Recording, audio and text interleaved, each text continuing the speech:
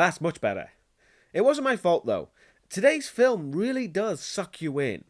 But fair warning, it's a bit of a strange one, as it's a black and white silent film from the far-off era of 2005. Yeah, this film has been deliberately made to look like a film from the 1920s. And for various reasons, that's actually quite genius. Let's take a look. The film begins with some wonderfully done opening titles and credits that set the tone beautifully, with a score that implies so much.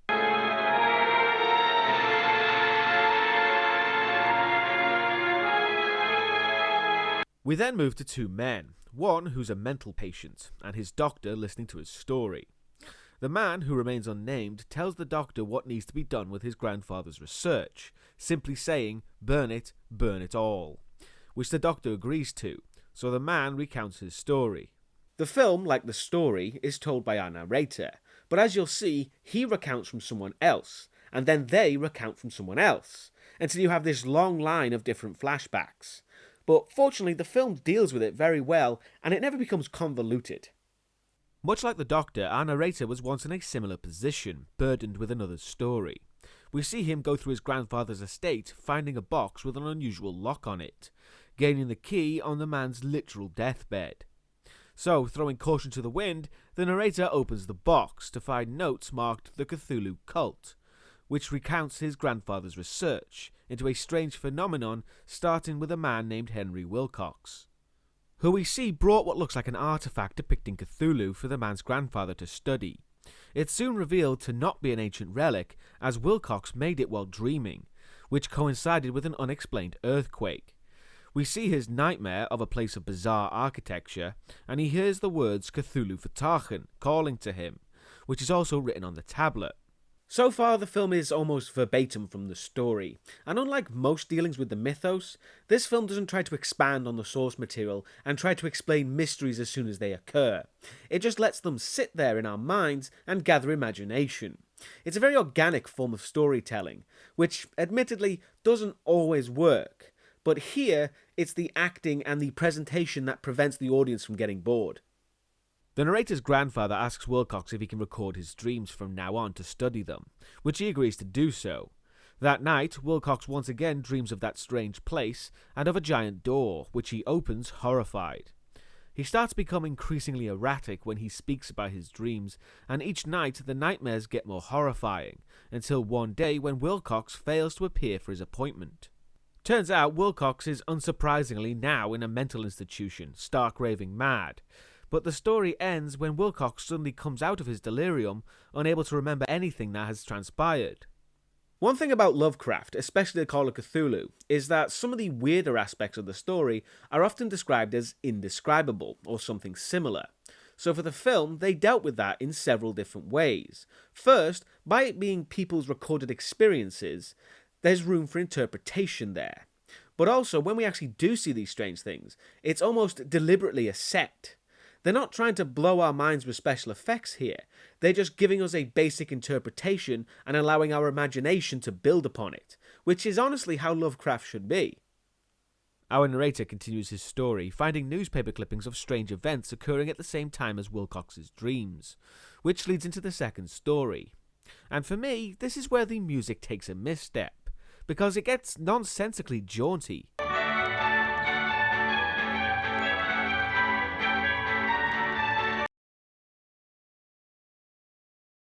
Considering we're still talking about these strange and macabre occurrences happening, it's quite the tonal whiplash. Our narrator's grandfather meets with other archaeologists for an annual celebration at the local university, when Inspector Legrasse appears to ask for their help. He shows them a statue clearly depicting Cthulhu, saying it came from a group of devil worshippers, and one professor is all too familiar with the cultists, as he recounts his tale of dealing with one member, who took him to find a similar idol, but the confrontation didn't end well. The film, and the story for that matter, does a brilliant job at ramping up the horror without actually showing anything particularly supernatural. It's all about the people these things have affected, so we witness the horror through the people who have experienced it firsthand. It's then Inspector Legrasse's turn to share how he came upon the statue, telling the men about the devil worshippers and how they set up in the swamps of New Orleans. After reports of missing women and children, the inspector was called to investigate, and what they find surprisingly shocked me.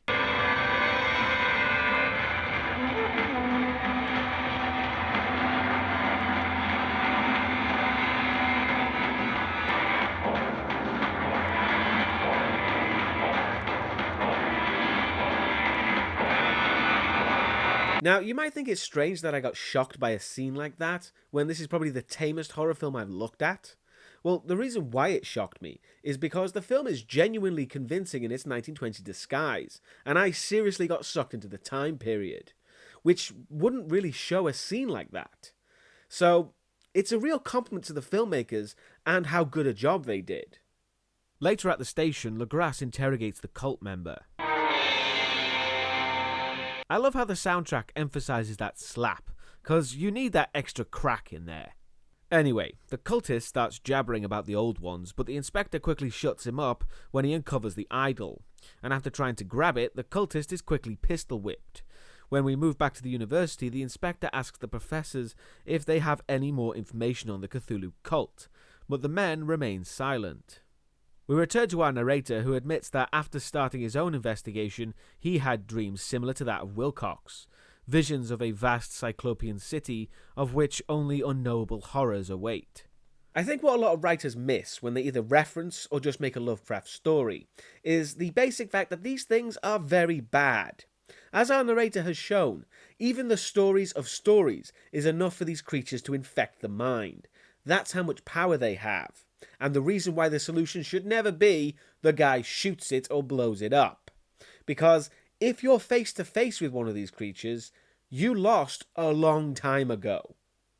The narrator replaces the material where he found them, being tempted by the last case file, yet he determinately closes the box. However, as he continues to work, he comes across an old newspaper with an article all about the idol, which was supposedly found on a derelict ship. The story tells of the ship, the Emma, finding an abandoned fishing trawler, the Alert, adrift in the South Pacific. The crew of the Emma investigate but find no one aboard, and the instrument's dead. Even the compass doesn't work. Recorded in the ship's log is, "His city is sighted, we are to go ashore, ei vertagen." So it's possible the crew weren't particularly normal when they began, let alone now. The crew find the idol, of course, horrified by its appearance and the human finger that accompanies it. So against all sense of human preservation, they're determined to do exactly what the other crew did to find out what happened and go ashore.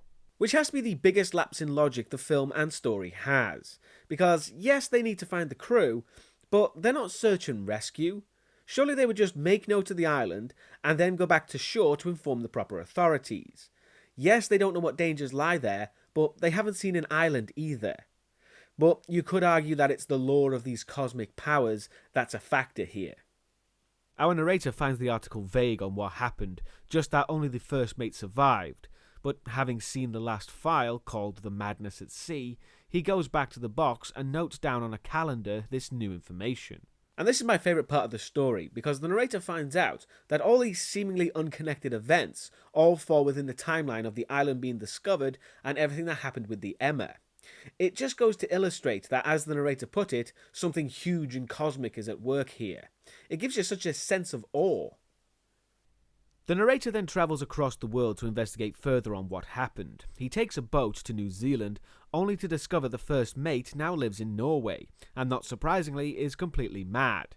But upon getting to Norway, the first mate is now dead, like everyone else involved with the stories, seemingly ending the trail there. But his wife gives the guy the first mate's journal.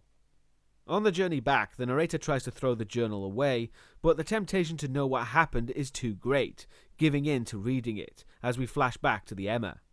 The captain sees the island of Relay, come into view, and they go ashore, finding it to be the place people have been dreaming of, a place of bizarre architecture and more idols. One thing in the story about the island is that the architecture is said to be non-Euclidean, which is basically a fancy and complicated way of saying things look bizarre and seem to defy physics. For example, in the story, they come across a big slab that, due to the geometry, looks to be standing up straight from one angle, but is actually relatively horizontal. It's a complicated subject that I'm not qualified to talk about.